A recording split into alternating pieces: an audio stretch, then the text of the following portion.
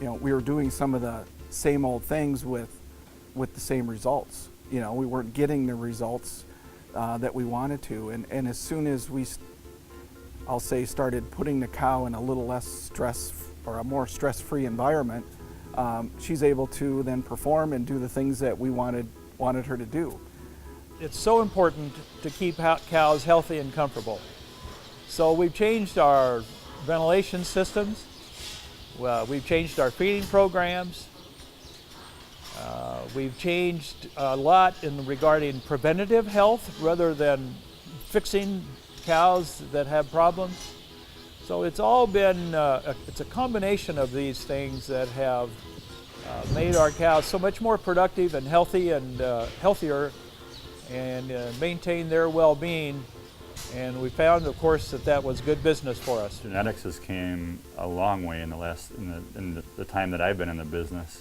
And if I look back at pictures from when I was 4-H'er showing at the fair to what these animals or cows look like now, they've actually changed quite a bit. They stay the same, but you can see the advancements in genetics, and I think that's played a huge part. When we look at all the things that have changed in the last 20 years, I would say the TMR mixer by far is one of the things that I would not want to take away. It has led to so many other things that has allowed us to really look at improving forage quality or evaluating the environment that the cow is in and helping to improve her environment. One of the big drivers has been a change in forage and forage qualities. It's just amazing. We especially look at the corn side of the equation. Alfalfa now is changing quickly as well. We're looking at low lignin alfalfa, so our forages are really, really changing. So we need to capture those advantages in the feeding program, and these software programs really allow us to do some of that fine-tuning, if you wish, as far as that goes. And then, of course, milk production just skyrocketed and continues to increase, 2 or 3% a year. And so we continue to raise the bar, if you wish, in terms of what these high-producing cows have to have. We're constantly looking for innovations that reduce the carbon footprint of all of the milk that we produce. Some of the things like amino acid balancing have led to significant advantages in milk production, and with that, a much more sustainable industry and a more profitable dairy production system. Looking back at old records, if we had 70 pounds of milk back in 94, 91, 92, 94, in that range, that was huge back then. And now, we expect to be in the high 80s or low 90s, or otherwise we really don't feel like we're doing a good job. We've moved that productive level up per cow through, some through nutrition, but more in their environment and how they handle their cows. Certainly the industry has changed. The consumer preferences have changed. Milk consumption, fluid consumption might be down, but certainly cheese consumption, yogurt, now Greek yogurt. The dairy industry has been very much involved in bringing new products to the market that the consumers are looking for, and they've done it in a very profitable way, but a very sustainable way and environmentally friendly way. Obviously, staying in business is a big accomplishment, okay? Being more profitable is a big accomplishment. Raising your family and enjoying what you do is a big accomplishment. I think our younger managers today are very attuned, very knowledgeable, very skilled, and so they come in with lots of information they picked up either in college, and a lot of our producers now coming back to the farm do have some community college or college training, so they're very comfortable with that avenue as well, so they know where to look and what kind of questions to ask, and are very, very definitive of where they're going to go. The dairymen that started up 20 years ago did it with the love and the passion and the knowledge that they had. And I think that holds true with the young people that are starting today. They have the knowledge, they have the passion. It's just that our knowledge base is just a little bit higher than what we had back 20 years ago. So I think they're starting out at a much higher rate. Our producers are getting together with producers from other areas, exchanging ideas informally, asking each other about how they do something. And I believe that that's probably just as important for our producers, is that individual contact with other producers, with our staff, with our vendors. in order to make the best possible decisions in their operation once they go home.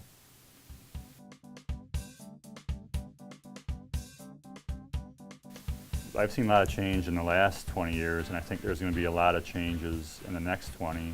And just having the ability and to realize that change is coming and to accept it and to take that challenge on is going to be really important to the success of whether you're in the feed business or a dairy producer or in the marketing side of marketing the final product. We need to make sure that when that technology comes available and is economical enough to use, that we implement it, because that's one of the most important drivers of production, in my mind. I think another important change is going to be measuring cows individually in group environments.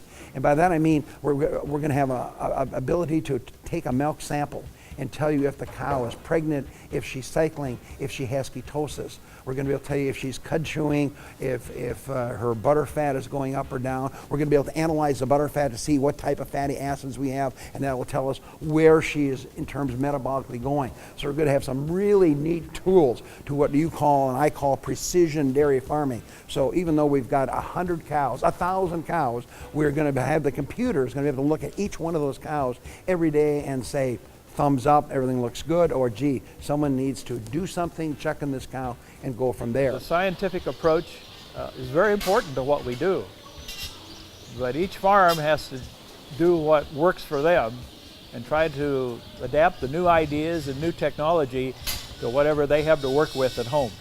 I think cow comfort is going to be a huge factor that's just going to have to be addressed in the future on farms, regardless if you got 100 cows or if you got 500 cows. That's going to be awfully important. Nobody has a crystal ball, but one of the things for sure is we need to find ways to keep the demand for the product that we're producing, whether it's developing new products out of that gallon of milk. It's not just cheese or milk anymore.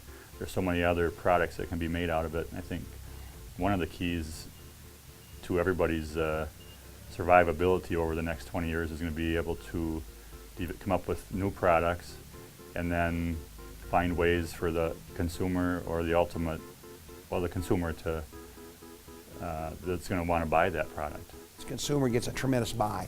In other words, dairy products continue to be an extremely good buy, extremely high quality, tremendous variety of products out there. Consumers are so important. I think we used to think once that milk left our farm we were done with it, and now I guess I see that we're just beginning. We have to be able to prove to consumers that it's safe, wholesome, high quality, economically priced, and meets what their expectations are going to be out there on the shelf.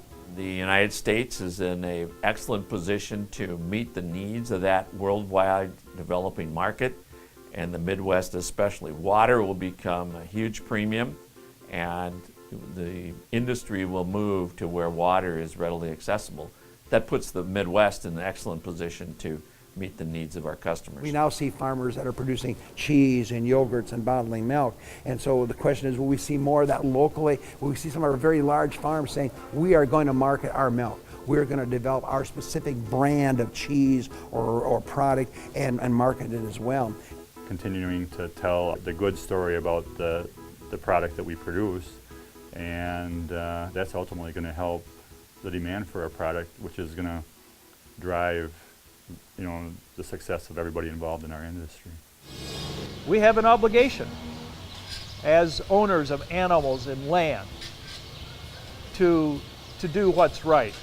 And it isn't just a matter of doing some of these things to improve production or to improve the economics on our farms, although certainly we need to do that. But it's the right thing for us to do, and we need to go about it in that way.